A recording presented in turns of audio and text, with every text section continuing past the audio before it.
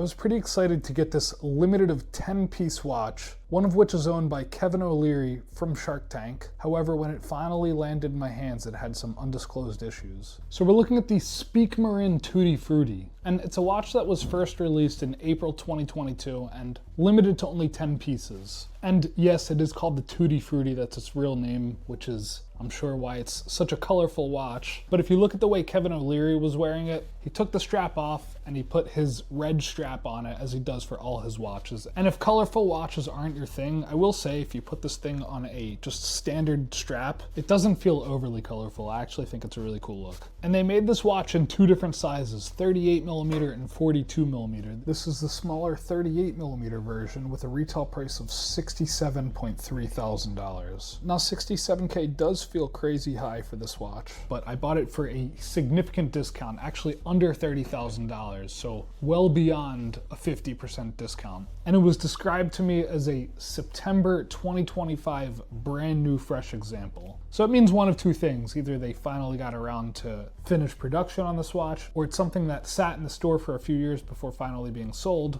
But when I got the watch in hand, I was a little bit disappointed, even though it's very minor. The watch has a couple small scratches on the case. One of the stitches on the back of the strap has a tear in it, and there's just some small buildup of dirt on the case, which only really happens from living on someone's wrist for a little bit. So yes, the condition is at least a 9 out of 10, but kind of just rubs me the wrong way when I make a deal with someone. If it's not as described, it doesn't make me want to pay the original price that we agreed on. Just like I wouldn't sell someone a watch, tell them it's brand new, when they get it, it turns out to be used, and then expect them to pay the same price. I myself also just kind of feel like I'm being taken advantage of for something that doesn't meet its original description. It's kind of crazy what Spiek Marin did here. If you go for this watch, everything the same except just the standard white dial, the retail price is decreased by about half. So they're charging over a $30,000 premium for this specific dial, which is maybe a little bit crazy, but I'm sure they had some sort of justification for it. Maybe producing this dial was extremely expensive for them. The dial's made out of carbon and has this interesting texture to it when you look at it in different lighting, and then of course it has that multicolored Roman numerals on it. Anyway, back to the pricing on this watch. So basically the guy who sold me the watch